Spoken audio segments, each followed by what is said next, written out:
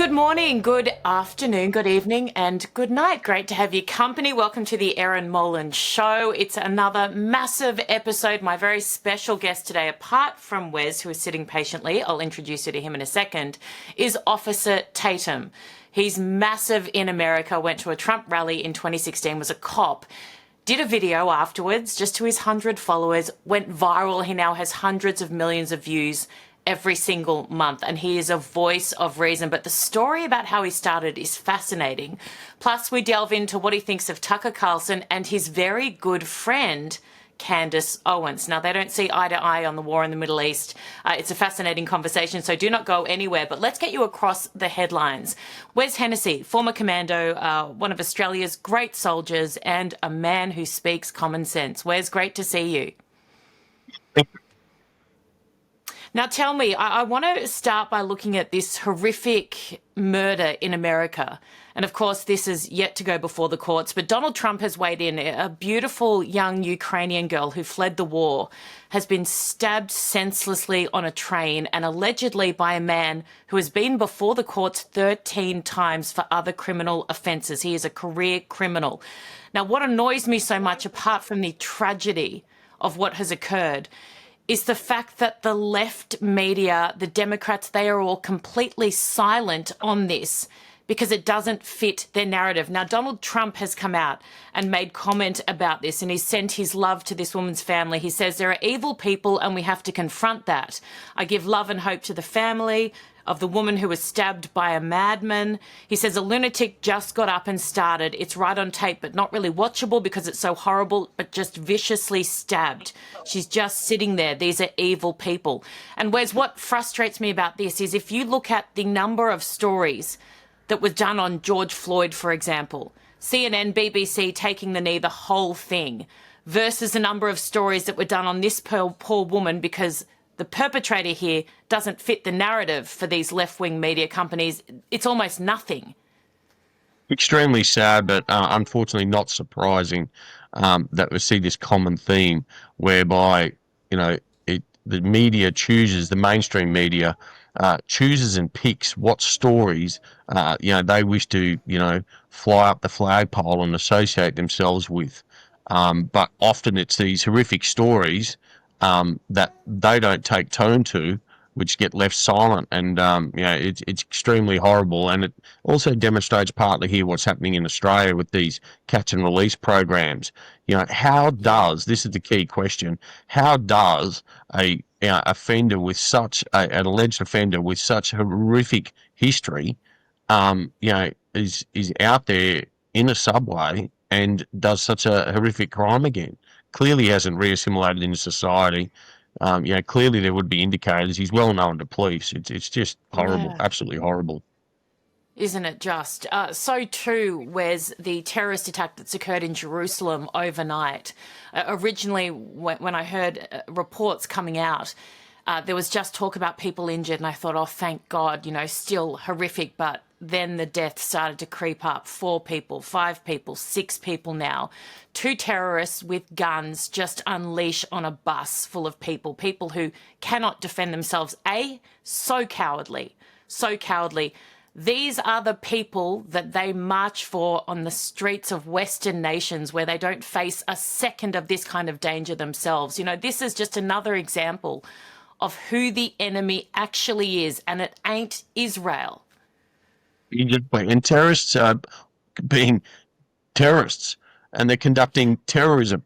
And here we have, which I know it, bedaffles you, and it certainly does me, that these people, these groups of pro people all across, UK, US, Australia, are protesting in support of these organisations.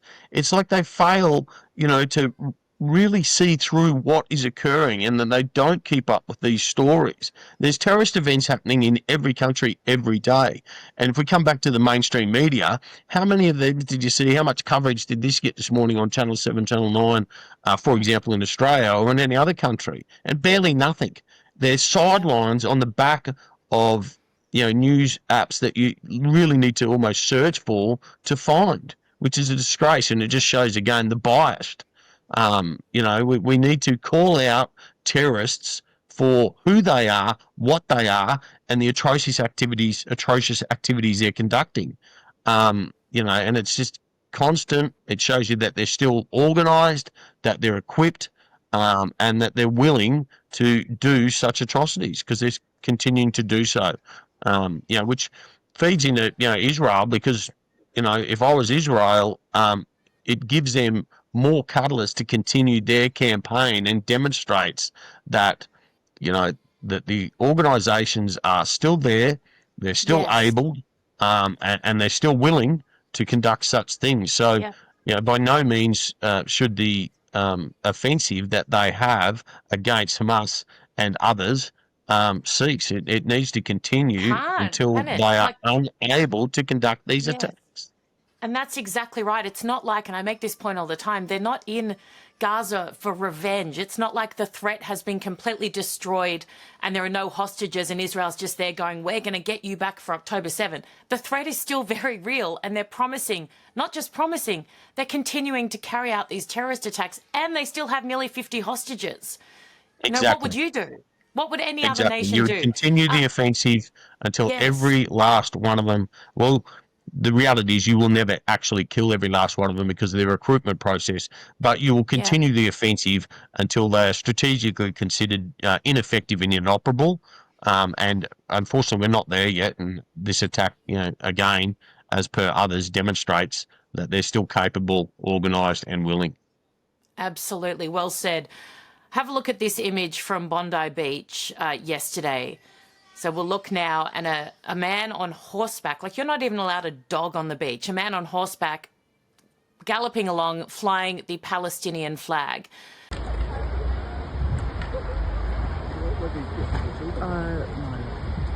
This is not normal. Now, put aside the fact that this is, a very Jewish area. We had the protest on the weekend, which was, of course, intended to intimidate. This aside, I'm passionate about this clearly. But if I'm an everyday Australian, particularly on Father's Day when it was, mid-20s, warm weather, get off the beach. Let people live their lives. You're not getting any bloody support. They're just idiots. This actually made my blood boil as per the protests and fiasco the previous day. They are choosing, and this again demonstrates how naive and ignorant some of these supporters are. They are now particularly choosing key bits of geography in Australia that we're emotionally connected to. I mean, when was the last time you heard of a protest on Bondi Beach? Probably never. So they roll down to Bondi Beach knowing full well what's going to happen. So they're choosing geography that's going to antagonise everyday ordinary Australians and upset their way of life. And this is, what's happening now, both in the UK, in Australia, US, Canada, everywhere. And all we want is to go about our way of life. All the previous immigrants in generations beforehand have assimilated into Australia culture very well and brought, beautiful things to this country and parts of their own cultures to Australia and other countries. And yet these people, all they want to do literally is disturb the peace, antagonise people and cause violence. And it's vile and you should cease it and either assimilate or go back to the country you came from. Do you know what's really interesting, and I've thought a lot about this recently, is when I lived in Indonesia, the world's largest Islamic nation, and Dad was at the embassy there, army attaché and defence attaché, and we lived there for 7 years in 2 periods.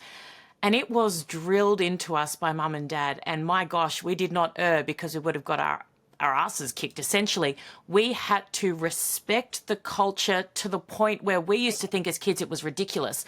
Like Mum would say, now they use, their left hand, I think it was when they, so you only only use your left hand because that is considered culturally inappropriate. Cover your shoulders. Even as 9, 10-year-olds, Mum would make us cover our shoulders when we went out because this was what was, respectful to their culture. They prayed multiple times a day. We would stop and we would show our respects even though it wasn't our religion. We lived in a way that completely was compatible with how they lived to show our respect because we were in their country.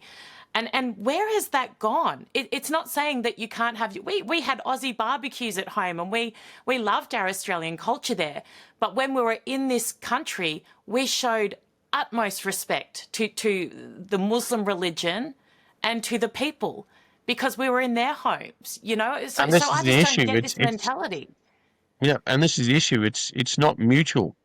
You know, Yeah. same. I could cite many stories of similar nature, Erin, when I was in the military. You know, we would go through all these cultural programs, and we're going to Somalia, Iran, Yes. Afghanistan, like wherever The we're going to. embassy ran And, them, the Australian yep. embassy, to get people And it's like, prepared. this is Yeah. how you should behave in this country. These are some fundamental, you know, keystone issues with their, whether it's their religion, their culture, their way of living. And it was indoctrinated into us that, you know, the do's and don'ts so that we wouldn't Yes. upset people in their country. Yet I find it ironic that they can come here and not only bring offensive, what might be considered offensive cultures, but also incite all this other violence. And like, Yeah. frankly, I think the everyday Australian is absolutely sick and tired of it. It's like, assimilate, be grateful that you have been migrated or allowed migration into this country and go about your way to life. And honestly, we won't talk about you again because I don't care. But what you're doing, we do care about. Okay? I want to finish off my favourite world leader. Look, it used to be Justin Trudeau, but then he went. So now it's Emmanuel Macron, the greatest piece of wet spinach in the history of world leadership. I just wanted to give him a little shout out because the government there is completely collapsing. He's got to announce another prime minister, and this is right ahead of his intention to vote and recognise a Palestinian state. I'd say to Emmanuel Macron, who again is the wettest of spinach in the whole salad of world woke leaders, that maybe he should focus on his own backyard before he decides to reward terrorists for October 7. Wes? To agree with that. I can't remember the numbers, but it was decisively voted against him. There was no doubt about that. But yeah, he demonstrates, unfortunately, another one of these well, I don't even like to call them leaders. No, you're right. Appointed people, maybe we should start calling them, because they are that far from anything that I've ever witnessed resembling leadership. Like, it's just a disgrace. But they're pepper potting across all the major countries in the world. How? Honestly, I don't know. But it'd be good to see more of them go. Yeah, please, God, please. Wes Hennessey, you're brilliant. Thank you so much for joining me as always. Thanks, Erin. Now, guys, have a look at Officer Tatum. This is a really fascinating conversation, so please enjoy. Officer Tatum, thank you so much for joining me. It's such an honour to have you here. It's an honor to be on. Thank you for bringing me on your show. I want to start back where something clicked for you that sent you on this path that I imagine you never would have envisaged, and that was at a Trump rally. Was it in 2016? Yeah, it's kind of amazing because I grew up, I didn't know people that voted. So voting wasn't a big thing in my family. I never voted, never thought about voting. And it wasn't until 2016, which I don't know, I was in my late 20s, I think, during 2016 when I first voted anyway. And so I never thought about it. It wasn't on my radar. Even when I went to the Trump rally, it just was because over time, I grew up thinking that I was a Democrat and I was a leftist, and I didn't believe in conservative values. I thought conservatives were only white people who were racist. And after being a police officer and hanging out with some of the guys and then just slowly but surely explaining things to me about conservative values, and I realized, like, I think I'm more of a conservative than a Democrat. I'm more of a conservative than a person that leans left. Excuse me. Sorry. I'm more of a conservative than somebody that leans left. And it just happened to be, and I've always been this type of person where I think for myself, and I've always been outspoken. And I said, let me just see if Donald Trump is who they say he is. Is Donald Trump a racist guy?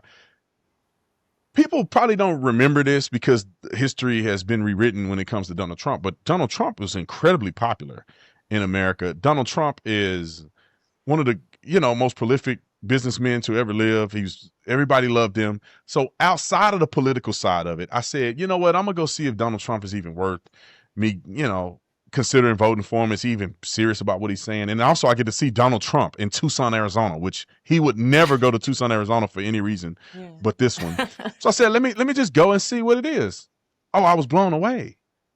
I wasn't expecting there to be that many nice people and everybody getting along and people that are black, white, military veterans. It was like the microcosm of everything good in America was at this event.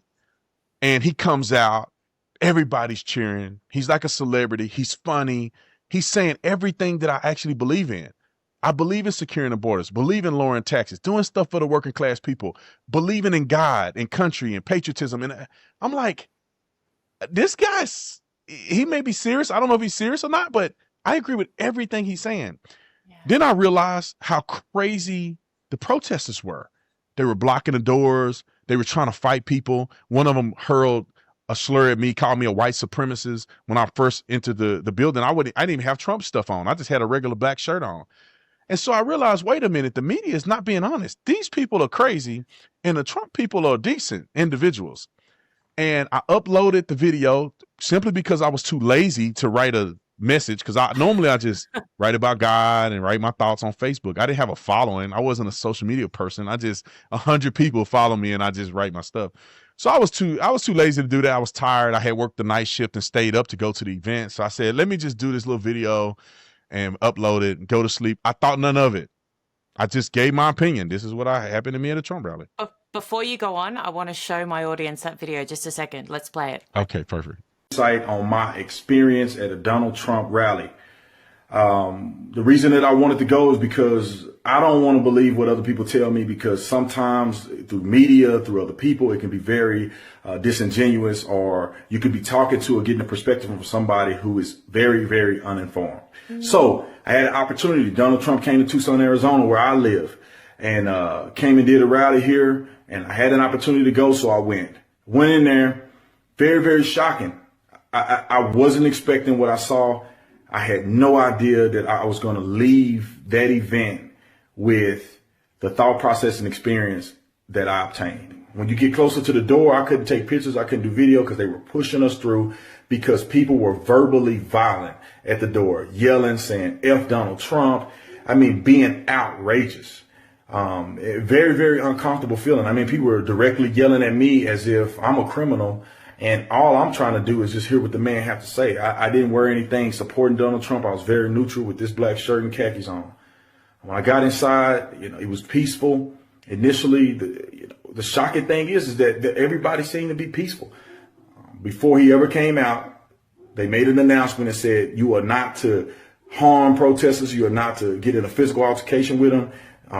That the security staff will escort them out.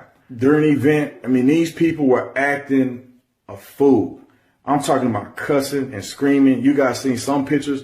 There was somebody wearing a Ku Klux Klan hat saying F Donald Trump, flipping people off. The group that I posted were yelling F Donald Trump in front of these kids. You had families down there. I seen this one lady covering her daughter's ears because these people are just outlandish and out of control. And I'm a police officer, and I have been through a lot of dramatic situations. And the funny thing is, these people are the most hateful, evil people that I've ever seen. I could not believe what I saw. Moving forward, Donald Trump got up and, he gained my respect. He didn't say anything hateful against anybody. He didn't say anything prejudiced.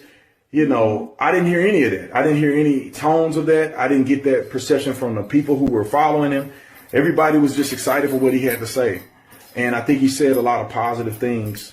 And I think his character is a lot different than what you will perceive it to be in the media. Okay, so now what happens? So I make the video, and, I hate to say it, but like literally, I'm like t-shirt, underwear, ready to go to bed. I wasn't thinking twice about that video. So I go to bed because I sleep during the day. I work the night shift. Woke up to 35 missed calls, 5 or 6 from the police department, Fox News, BBC, like all these numbers are showing up in my phone. And you got to think, at this time, I didn't even know what Fox News was, really. I never watched Fox News. I only watched CNN, and I didn't know what Fox and Friends was. I didn't know who Sean Hannity was. Lord. I had no idea who Sean Hannity was. So all of these phone things are coming in, and I'm like, when I woke up, I didn't know what happened. I'm like, what happened? Am I getting fired? Did I miss my shift? I'm kind of like dazed, and I called the police station because I said, what happened? Like, I got like 5 missed calls from the police station. and they go, some video you made. And I remember as sure as I'm sitting today, like, what video is she talking about? I'm like, did I make a video about God? Like, what? Then I thought about it. I made a video about that rally. That tells you how like insignificant it was to me and how I didn't think it was a big deal. Yeah. But then I was afraid because I had made mention in the video, because I thought nobody was going to see it. A guy had got assaulted, and I said, that's what he get. That's what he get. He got assaulted, you know, and I'm a cop. So I'm like, I can't be saying people deserve to get assaulted. But then from that point on, it just blew up for me. It just that like all of my videos were going viral, and I kept being a cop. I was never going to leave. I wanted to be the chief one day. So, and everybody in the police department loved me, and they loved what I was doing. I was their voice, you know, because being black, I could say things the white officers couldn't say because they'll be considered racist. With me, it was like, I'm black, so they can't call me a racist. And it just went on from there. The police department didn't have an issue at all with this, you're saying, which is so refreshing to hear, because normally I would assume they'd go into panic mode and think, oh, could get us in trouble. This is before the wokeness took a hold of law enforcement in America. When I was there, it was a little bit of remnant. Chief Villasenor was there. He was an incredible chief. And it was just a remnant of that solidarity amongst the troops still left when I was there. And also, one thing that I had to do, which most police officers should know better than to do, is I never said which police department that I worked for. And whenever I would go on TV, I would never be in uniform. I would make sure I don't have anything police department related. And they would just, I guess, announce me or give my title as Arizona police officer. And so behind the scenes, all my guys know, and they love me, right? And it worked out well because I was able to be the voice of law enforcement when nobody could say anything. Yeah. Tell me how you feel about police. I know that initially you weren't overly fond of them as a young person growing up. You then joined the police force. It sounds like you were incredibly proud to serve. Oh, yeah. That's a crazy story. Okay, so I grew up, my first interaction with police, I got arrested when I was 8 years old for smoking marijuana in a vacant house, me and my cousins. Wow. And we kind of grew up in a little rough environment. So we were taught, not by my parents necessarily, but culture and peers and music. And we were taught to hate the police. They were just racist white people trying to get us in trouble. And so growing up, I kind of held that sentiment until I got saved. When I started going to church and I became a Christian and I put Jesus Christ first in my life and was baptized and all the other stuff that come with it, it really opened my eyes to being like, you need to reset how you think. We're all God's children. Your behaviors and the way you treat people, the way you evaluate situations need to be pure and honest and evaluate with integrity and not believe everything everybody has said, because you are now a new creation. It's time to give things a fresh start and be realistic about why you believe what you believe. And so I then had a neutral position about police. But at the time, my youngest son, my oldest son now, he was about to be born. And I said, you know what? Football hadn't worked out for me. I need to have a career. I need a job. I need to be able to provide for my family. And I remember applying for everything in the city of Tucson. I had a degree, so I was pretty confident I'll get a call back. And the police department was one of them. I said, look, they're paying good. They got full benefits. It's, hey, I'm not too proud to serve. Uniform? Hello? Yeah. See, hey, that was a plus too. So, and then my dad was a firefighter, so it wasn't like I didn't have any connection to first responders. So I said, I'll give it a try. I wasn't expecting them to really call me back. And then one day they called me back. And it was a very interesting call. At first I thought they were calling me for some criminal investigation. And I realized that, I forgot I applied for the police department. I'm still interested, and I did a ride along. And that's what just changed everything for me. I rode with Sean Payne. I love him today. He just recently retired. But I rode with Sean. He's a white guy. The funny thing is how I ended up running into him. I knew I wanted to do a ride along. They said, go to the police station and just ask somebody. I pulled up next to his patrol car. He's sitting in the parking lot. He looked at me because he didn't know if I was a criminal or what. He looked at me. I looked at him. I'm like, hey, man, can I do a ride along? And he like, of course, man. Come meet me tomorrow. Didn't even tell me what to wear or anything. So I show up to this thing, not wearing anything appropriate. I had a T-shirt and sweatpants on, which was, now I found out that you're not supposed to do it a ride along. But he took me and it changed my life. It changed the way I saw law enforcement. The very first call for service was changing the flat tire of an elderly lady. We just stopped on the side of the road. We did that, and I was like, "Oh, this is easy. I could do this." The next call was a suicidal person trying to. He was actively cutting his wrist. A young kid. He had called into the police department. We go code 3, which is lights and sirens. We were going like 60, 70 miles per hour on a residential street. We almost died a couple times because people didn't know how to move over to the right. And I mean, my heart is about to blow out of my chest headed to the call. We get there, they force entry. They let me look in. Like after they kicked the door in, because I was down the hall, they kicked the door in. They told me to come over. The kid had blood everywhere. There was other people in the house. It was a very weird scenario. Sean Payne negotiated with him and had him drop the knife, and they took him into custody and took him to the crisis response center for people who are struggling with mental illness. And we get back in the car, and Sean Payne just resumed the conversation we were having before we started the life and death travel to this call.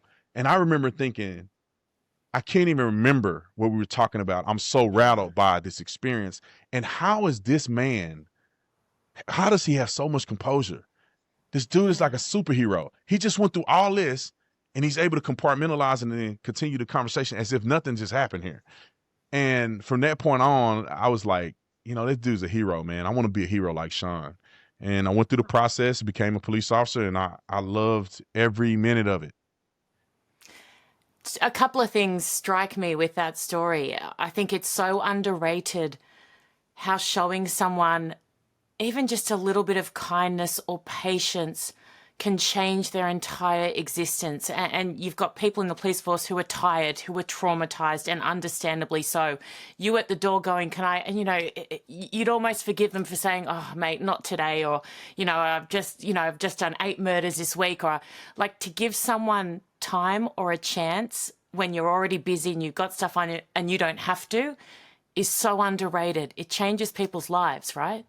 Yeah, I mean, look at me now.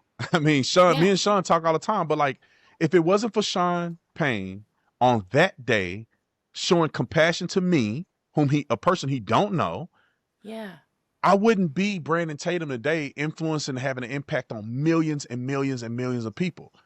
So just a little bit of kindness. You never know who that person is that you show just a little bit of reasonableness with, and you begin to change their life, and they become, God has chosen them to be something else. And you were just a part in the mission that God had for a person. What a wonderful thing to be a part of something special for somebody else's life. Because to be honest, I owe a lot to Sean.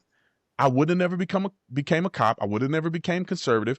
And I would have never made that video that day and had a wonderful career and be able to change people's lives. I wouldn't have done none of that if it wasn't for that one guy who he could have told me no, because now I found out he was a busy cop, man. He just getting into stuff all the time. And he was a lead police officer. He was an LPO, which is, he wasn't just a regular police officer. He was like a lead police officer in the squad, like right underneath the sergeant. The sergeant is the one that controlled the whole squad, but he was the lead officer within the squad.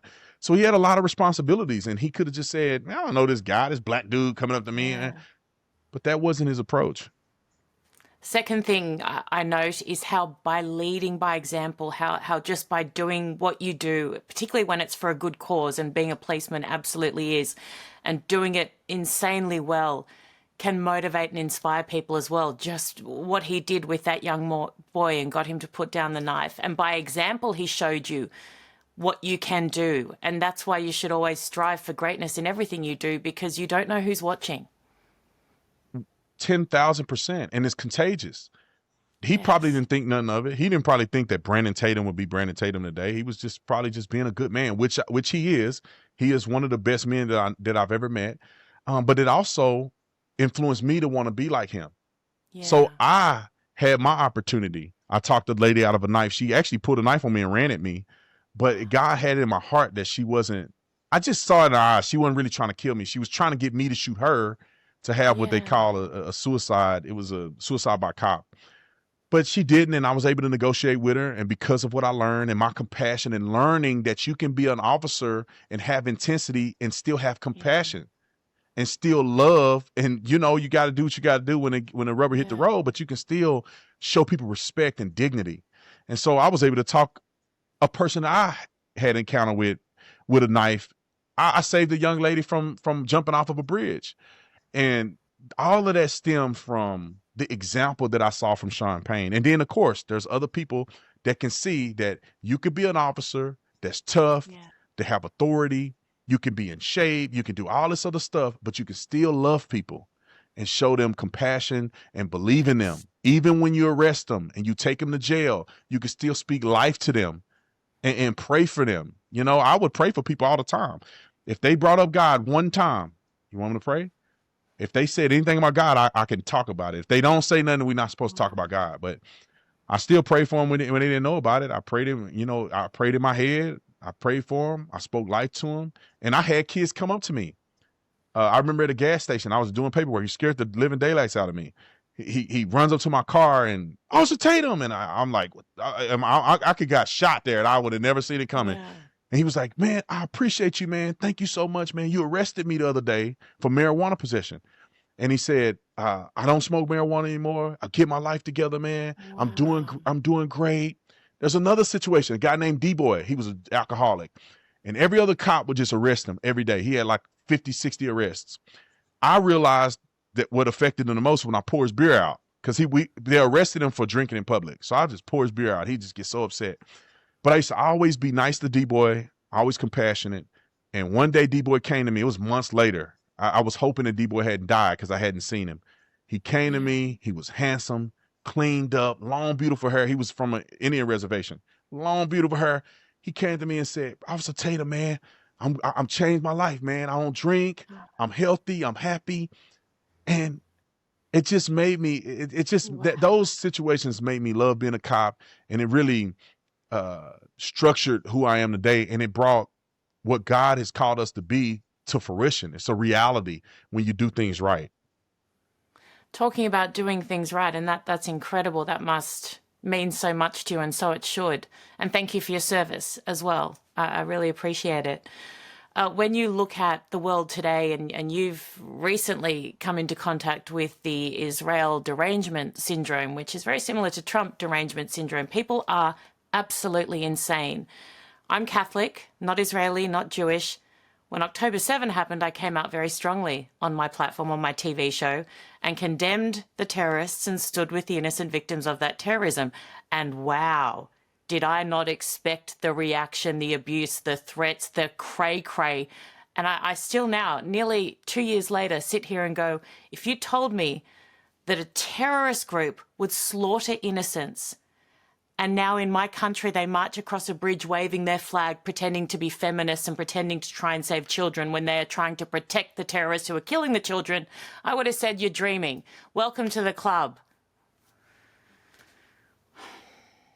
Yeah, I'm sorry, my earpiece is messing up, but I think I heard the majority of what you said.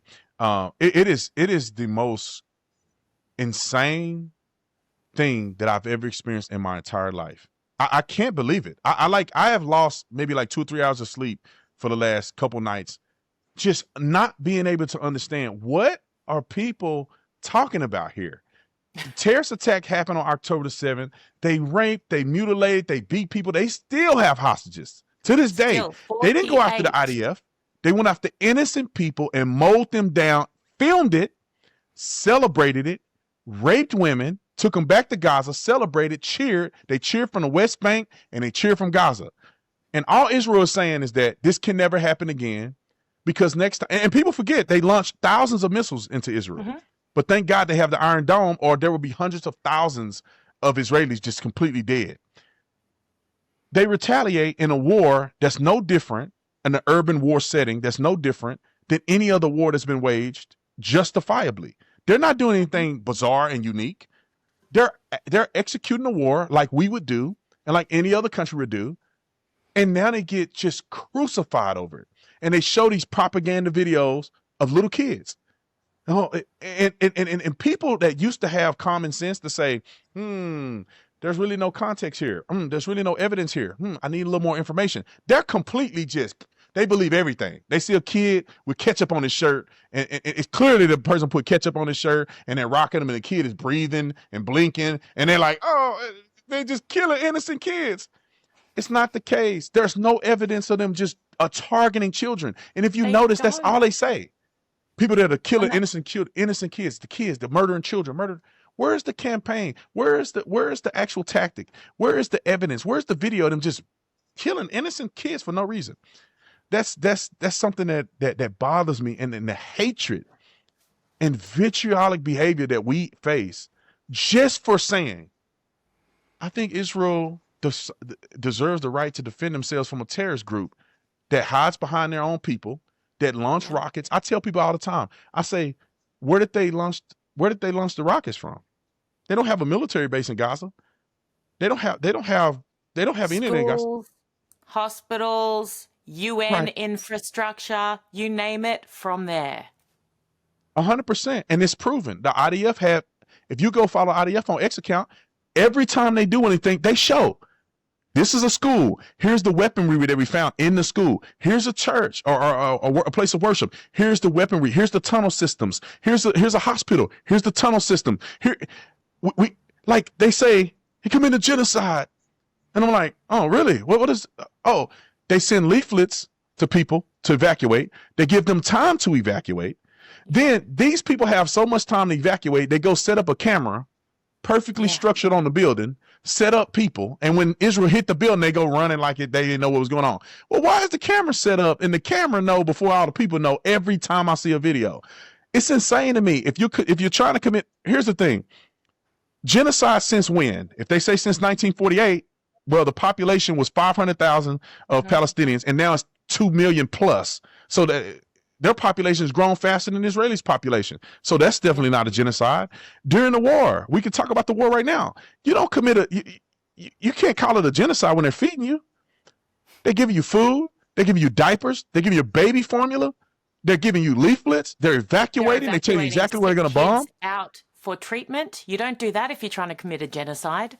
The thing that really baffles me in this space, I can normally, if I disagree with someone, understand where they're coming from. I can normally say, okay, I don't see it that way, but I see why you see it that way. With this issue, cannot for the life of me. And it's not like Israel is in Gaza now for revenge, right? Like, it's not like October 7 happened, Hamas has now been completely defeated and there are no hostages there. And they're just in there angry and killing people because, you know, they want revenge. Hamas still exists, is still a massive threat, is promising to repeat October 7 over and over. And there's nearly 50 hostages still there, innocent people. This is not a war they have a choice in, and they're not going to be perfect, Israel. No country is. But the justness of this war cannot be debated. I know. I don't understand. I tell people it's spiritual. It's got to be something bigger than just logic. Because, like you said, I mean, there's still hostages. Like, even the people that have criticism, well, what do you want them to do? Nothing. Yeah. You want them to do nothing. What you want them to have a terrorist attack happen where they killed thousands of people in their country unprovoked. They tried to kill everybody in the country with the rockets they shot, but the Iron Dome defended it. And you think they're supposed to just come back and say, you know what? They hid behind their citizens, so we can't do anything. That is exactly what the strategy is. Therefore, they can repackage and they can come back and attack again, repackage and attack again. Iran and Hezbollah, and they can just keep coming together and attacking Israel till they're no more. So the logical conclusion is that they have to fight. They cannot ever allow this to happen again. And this is the honest to God truth. If that happened in America, the atrocities would be 400 times more than what they claim Israel's doing. They ran into the World Trade Centers and we went to war for 20 years, killing hundreds of thousands of citizens. So I don't know why people grandstand and act like America would do anything different. We drop atomic bombs on people, killing them with radiation, and millions of people dead. You know, and we wouldn't take a lighter stance than Israel did. Israel is acting very reasonable. Like, personally, I would do way more than Netanyahu. I would be way more radical. Like, you got 48 hours to send our hostages back. Are we going in and everybody's fair game? What do you want to do about this? We wouldn't be waiting 2 years. They've killed hostages. They said there's 50 left. Simple solution. Right. Release hostages, lay down arms. It ends for everyone. It's not complex. But we know. But the people whose brain stems are slightly connected or not connected enough, they somehow think that that's not. No, you got hostages. Well, this is another solution. If Hamas was really a freedom fighters or whatever they claim, come from amongst the people. Let the people go into the tunnels. You come out in the public and you fight the IDF man to man. Yeah. But we know they can't do it. They don't have enough resources. They cannot fight the military. They never And they're intended. cowards. They never intended to defeat the Israeli military. Their intent was to go and kill as many people as possible, get Israel to retaliate, and have them look bad and have all the countries in the world turn on them. That was this whole plan, and it's working to a large degree. They never thought they can beat Israeli military. They never thought. They know they know the Iron Dome is there. They know that they can give up the hostages and it'll all be over, and they'll have more to stand on. They can say, we don't have any hostages. Why y'all killing our people? They don't want that. But they're keeping the hostages because that's how they get money from aid. That's how they still get funded from Iran and all these other proxies. And this is how they continue to wage a ideological war against Israel. People have turned on Israel for whatever reason because of this, and that was the plan. Always. Nothing else. Always. You mentioned about Hamas and how some people see them as this freedom movement, which is utterly ridiculous. Tucker Carlson said over the weekend that he thinks maybe they're more of a political movement. And this was in the same episode where he said that he would send his heartfelt condolences to the family of bin Laden. I mean, what has gone wrong with conservative America, or what used to be conservative America? Is he a complete nutcase? I have no idea why he's doing what he's doing. People think I'm getting paid by APAC. And I tell people all the time. I wish. Hey, APAC, you watching, you want to legally give me some, I'll take the money. But, and people don't pay me no APAC. And I wish that a big celebrity would say that I'm getting paid by APAC and I'm going to sue them. But anyway, outside of that, I don't know what happened to Tucker. Tucker used to be a journalist that will challenge the status quo, and he'll challenge anybody. Nobody was safe. He'll challenge Trump. But for some reason, he gets on now, and he's been so weird when it comes to this. He interviewed the nun. She lied. I don't know how many times. So weird. But he didn't push back. He didn't push back. He didn't even push back. He killed Ted Cruz on their interview. I mean, he called Ted Cruz names. He embarrassed Ted Cruz. Ted Cruz looked like a fool. He made him look like a fool. These people come, and he don't push back at all. He gets on with this guy and say condolences to Osama bin Laden's family. Wait a minute. Osama bin Laden's family they're also terrorists. Osama bin Laden's son is a terrorist. He could be raised a terrorist. He'll be a terrorist. All his family members are terrorists. He mistreat women. He had like tons of wives that he was mistreating. What do we say? Condolence to man? Rest in is if you ask me. And why would he say that though? He's America first, but he's talking about there's nothing wrong with apologizing on behalf of our country to his family. But the thing about a political, what did he say? He said that Hamas was a political organization or something. What did he say? Yeah, look, I mean, I think the Democrats are completely batshit crazy, but I've never seen them carry out a slaughter. So I just don't think we can put them in a political class. Why would they say they're in a political class when their charter is to kill and eliminate the Jews in Israel? Correct. They acted out on it in part. They would have kept going if it wasn't for the IDF. They would have killed way more people than that if they could. They taped it. They have hostages. What are you saying? Instead of taking money in financial aid and benefiting the people, they stole the money and built tunnels and weaponry to wage war that they knew they would never win, that their citizens will suffer because of. They knew that their people were going to die. They were building this whole thing to attack and let their people take the brunt of what Israel was going to do. And you don't call that a terrorist. First of all, America first, he's supposed to be America first. America has deemed them a terrorist group. What are you saying? Your country has deemed Hamas a terrorist group, and you find it, I don't know if they're a terrorist group. I don't think it is. And that's why people think he's getting paid. They are, but I mean, I'm just asking questions. What would I know? Ask the hostages. I don't know. Ask the people they raped and mutilated. Ask the people that were holding the cameras. And I have, Tucker. I've had 3 returned hostages on my show and actually given them a platform. Has he? No, of course not. Of course he won't. He won't. That's the thing that bothers me about these people. It's okay to disagree with Israel. I brought on Yeah. Benjamin Netanyahu on my show, and Yeah. I had a conversation with Congratulations him. on that, by the way. I've been trying for 2 years. I'm so happy for you. Oh, this girl that worked with me, Jordan, she's amazing. I don't know how she did it. She like hit this person from my account, this account, and she said, "We got Benjamin Netanyahu. You ready?" And I'm like, "Well, I'm on vacation. I don't even have a studio." She said, "You better say yes, and we'll figure it out." And I'm like, "Yes." But I got so much backlash for this. It's insane. And you know what?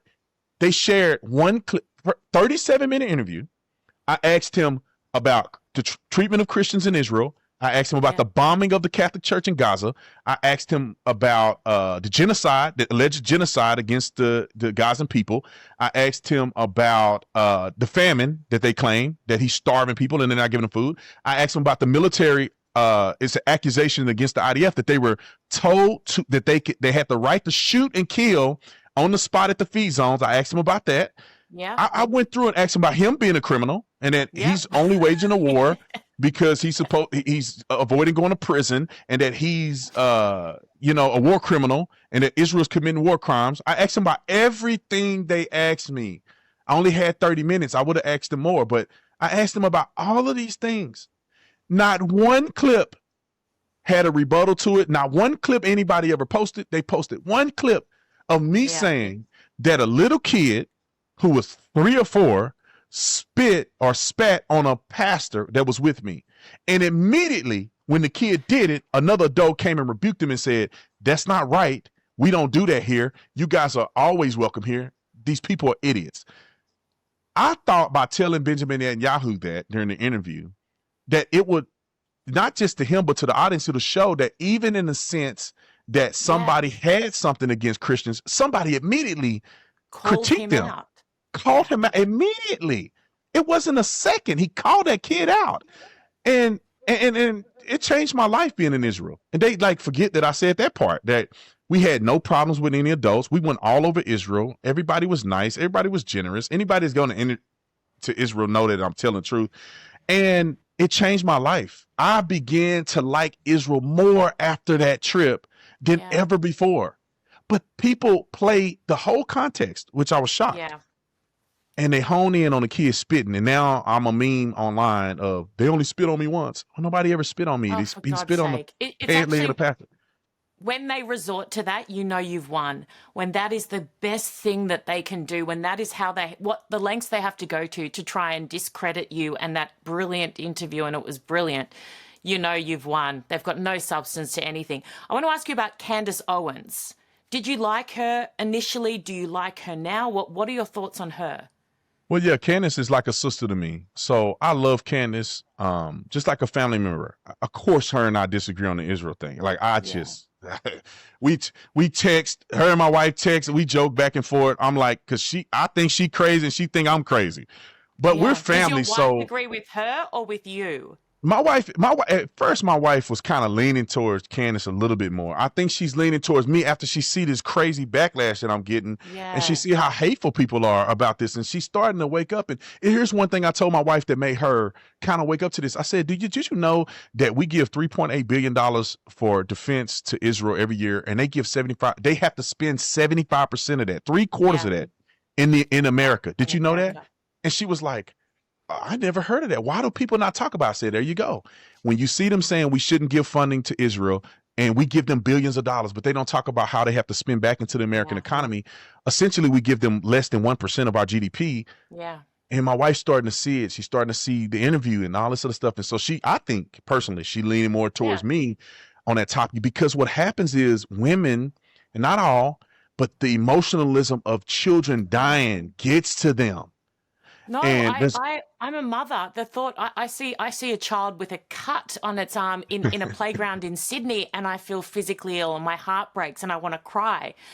I just understand who the enemy of those little bubbas in Gaza is, and that is Hamas, not Israel. So standing with Israel, and this is what I say to women as well, because I get it. They see these images, the propaganda is so effective, and their heart breaks. And I say, yes, your heart should break for the real images, not the fake ones, but for the real images, there's suffering.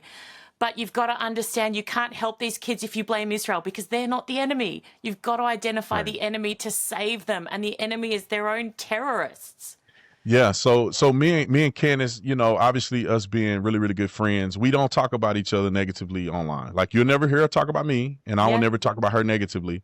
But I think And that is the that like a world can. pact that you guys made, or Yeah, just it's yeah, it's just unspoken? no, it's just as a friendship, as a friend. Yeah. We as friends, we never said it. It's just known. Like she's like my Yeah. sister, and I will forever disagree with the points that she make. I will challenge the points every day of the week. I just will never disparage Candace online and person. Yeah. It's just a thing that we got. I'm loyal to people, and she's my best friend, one of my best friends. She stood with me when I just started. We both started. She was red pill black, and I was Officer Tatum, and we've been coming up ever since then. And I've had her back every year, and she had my back. But I do disagree with some of the things that she say, and I think people know that just by virtue of where I stand, what I stand for tells what I agree with or not. But Yeah. I just don't. How I don't. refreshing. And I obviously don't see eye to eye with her on most things recently, but how refreshing. This is what we want. We want people to be able to disagree vehemently, robustly, but you don't have to hate someone because they don't see it from your perspective. Right. And I know her in real life. So if I really had a problem, I'll pick up the phone and I'll call and be Yeah. like, hey, you tripping. Like and so and my wife and we all do talk trash to each other, and it's all in fun because it's just the way it is. But like people, you don't have to hate somebody. The funny thing is that you and I don't hate people who disagree with us. We don't hate people who criticize Israel. They hate us. I That's mean, it. if I say, you know, hey, Israel is doing it. Oh, they call me Talmud, Tatum, Steen, which I thought was funny. They call me Talmud, Tatum, Steen. Genocide Barbie. Genocidal Barbie is what they come for me with. And you know, it's just, I've had so many people turn on me. Like people unfollow me and and it's not about that. It's like, first of all, I'm not Israeli and neither is the people that's mad at me. So it's like, we kind of, you hate me over a country you're not even associated with. But, you know, I just, my whole premise is this. I'm going to always tell the truth, and I'm always going to combat the things that I think are lies, from no matter who it comes from. Yeah. And I can do that with people that I know in good faith, and we don't have to bash each other online. People that I don't know, like Tucker, I don't mind giving him a harder time than because I don't really know him personally. So I can't attest that he's not getting paid or he's not doing things nefariously. I do think my friend Candace really believed the things that she say. I think she really believed it. And the thing I will say is that I think the propaganda has done such a number. And I also think it's spiritual, because I do not understand how Christians that got the Bible, they can read it, how they don't read the promises that God made to Israel, God's chosen people. Yeah. In addition to the promise, we are engrafted into the promise. Christians are engrafted into the promise. What promise? Like, that's like being a family and you get adopted into the family. The family don't go away. You just now become a part of the family. And that's the same thing with Israel. God made a promise, and the promise is consistent like this. And now we became engrafted into the promise. We've been adopted into the promise. The promise is still there. We, Christians that believe in Jesus Christ, go to heaven. That's what it is. But there was biblical reference in prophecy that God is going to rescue his chosen people. And it's Paul says it. Jesus mentions it. It's all over the Old Testament. I don't understand how a Christian can critically read the Bible and not see that, the land was promised to them. And there's people that go, it's the Ashkenazi Jews, and there's Jews from Poland. I did the research. I wrote an article about this. The Ashkenazi Jews still have a bloodline connection to Abraham. It's not as strong as some of the other Jews that never left the land, but the connection is still there. Yeah. Are we supposed to capitulate and kiss the rear ends of every single person that's Jew? No, we don't have to agree with Jews. We clearly don't agree with Jesus on Jews, but you have to respect the people from which the word of God came. Yeah. We don't have salvation outside of the Jewish people. We don't have salvation outside of that, because Moses had to be faithful. Abraham had to be faithful. All these people had to be faithful to God, all thousands of years, to where God loved his people enough to give the word of God through. God loved his people enough for him to come down, for Jesus Christ to live as a Jew to restore the world. I mean, if God just didn't turned on his promises and his prophecies, then Jesus would have never really came down in the line of David. He could have made Jesus a Gentile. If he wanted to, God could have did this through the Gentiles. But the promise that God made from the foundation of the earth has to come to fruition. And the promise he made to Abraham is not void. It's an irreversible promise. And it's even prophesied in the Bible that God is going to scatter the Jews throughout the world, and he's going to bring them back to the Holy Land. Yeah. He's going to, from all corners of the earth, back to the Holy Land. That's what we see happening. And Christians need to be attuned to it and say, we need to be paying attention to what God is doing. And that don't mean that you support the government. That don't mean that you support Jews who spitting on people and acting a fool. It only means that you support the existence and the promise that God made. And whatever they do is on them. But for me, I'm going to respect and I'm going to honor and I'm going to, have admiration for what they did to give us the salvation. And what we should be doing as Christians is, why can't we try to work towards a better relationship with Jews? Why do we want to be at odds? We don't need to be. Doesn't make sense. Our values align. We should be evangelizing. Yeah. Why would they want Palestinians to take over Israel? Why? You think you're gonna be able to go to the holy sites? In Bethlehem, used to be 80% Christians when Israel ran Bethlehem, and they gave it over to the Palestinians, and now it's 17% Christians. Why? Yeah. Of course, the naysayers blame Israel. Israel has zero control over Bethlehem. It's because the Muslims, they don't like Christians, and they do not accept Christianity. You don't flourish there. There's less than 1,000 Christians in Gaza of 2 million people. Why is it? He didn't question that none at all about why is it that there's not Christians. But Israel's an apartheid state, of course. Israel's the apartheid state, not in Gaza, not anywhere else. Officer, I want to ask you one more question before I let you go. Donald Trump, has he ever asked you to run for parliament? Would you ever go into politics? Well, my wife tell me never. There's a part of me, and this is why I love God so much, and I want to be faithful to God's calling on my life. Right now, God ain't told me nothing about going no politics, and I don't want nothing to do with it, to be quite honest. I've been to the White House. I just went down there recently. I was in the press corps, which was an amazing experience. I love the president. I love what they're doing. I think they're kicking butt, but I don't want nothing to do with wearing a suit and being a politician. However, John Fetterman doesn't wear a suit. Yeah, I know, right? I could be like him, where my wife would, my family would disown me if I showed up at the White House with basketball shorts on.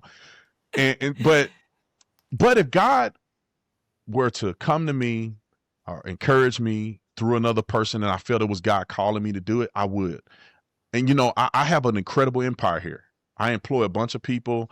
I get hundreds of millions of views every month. We made, money is good. I have a couple 7-figure businesses that I've been able to develop from this. I don't want to walk away from that. I want to build that. But if God were to call me to say, Brandon, we need you to do this, or I need you to do this. I need you to go this direction. It's just like leaving the police department. I felt God calling me to leave. I didn't want to leave. I love being a cop. I wanted to be a chief. My way was being a chief. Before I became a cop, I wanted to go to NFL. I was an All-American football player. That's what I wanted. But God said, no, I want you to be a police officer. And then God said, no, I want you to have a greater impact. Go on social media and you tell the truth and you be a truth teller. Let me use you to impact the world. And if God told me, let me use you to impact the world politically, it'll be a no-brainer to me. I'll say yes. But right now, nobody asked me nothing. And I don't want them to ask me nothing. I don't want Trump to do me like Dan Bongino. He walked away from his podcast. Now he is embroiled in this Epstein thing and I stand by him, man. I know he's a good man, but man, that's a tough hit. He walked away from probably millions of dollars on his own platforms to work in the government and have this Epstein thing blow up on him. I don't want that to happen to me, but if it's to save my country, and if God called me to do it, I will sacrifice everything I've ever built for my country. I will sacrifice my life for America. I'll sacrifice wealth, anything you name, I will give it up for this country, because I know that my sacrifice will benefit the generations to come. And that's what America is made on. Men and women who sacrificed so we could get here. Who am I to not be willing to sacrifice for the next generations like others have done? So with that being said, I hope I didn't, burn your ears with all that talking, but that's how I really feel about that. That was so beautifully said. And they are a very lucky country to have you, and the world is lucky to have you as well. Officer Tatum, thank you so much for always speaking truth and for speaking truth here on the Erin Molan Show. Really appreciate it. Thank you, Erin. I appreciate it.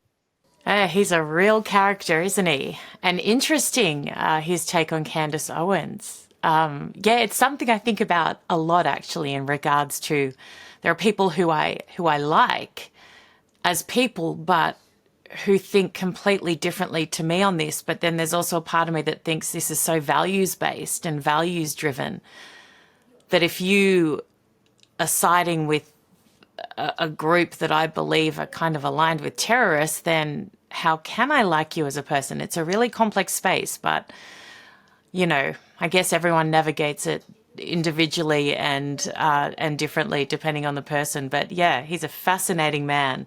Feedback time, fan feedback. And I'm going to focus entirely on the comments on the episode with Mossab Youssef, the son of Hamas is what we call him. Phenomenal. And thank you to so many of you who are watching and who are listening. He is such a special person. And I've seen little bits and pieces and clips of him over the last couple of years or so, but hadn't ever sat down and had a proper conversation. And I'm so sorry, that's my daughter singing in the background. And I could tell her to be quiet, but she'll go louder because she's my daughter. So if I try and tell her to be quiet, she'll actually just try and annoy me by going louder. So we'll just try and drown her out. Okay. Kay Mally Lyons says, Shalom, hats off to Mossab, great man with naked truth. Thanks, Erin. It's always such a pleasure to listen to him. I'm so sad about the Jerusalem terrorist attack. So am I. It was just horrific. Lloyd Mary Lou says, what angers me is that when people leave the country that they hate, they bring their hate to a Western country and try and change that country into the country they left because they despised it. Make it make sense. It doesn't. Bridget says that's an outstanding interview, should be required watching in every school, university and government agency throughout the free world. Every person who wears a keffiyeh in support of Palestine should watch this. Absolutely. But they won't, of course, because they're brainwashed. Yep, really good point. Stay strong, Erin. Absolutely, always. Thank you very much, Joe. Here's from Lawrence. The best part when Erin started to cry and Mossab consoled you and he was so nice to you. He's such a strict, sometimes scary person. I agree. I kind of thought, oh gosh, I mean, men are the worst when women get emotional.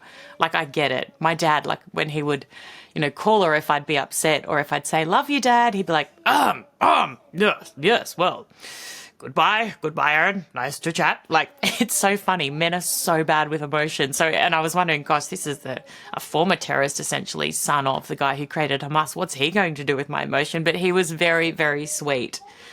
What else do we have here?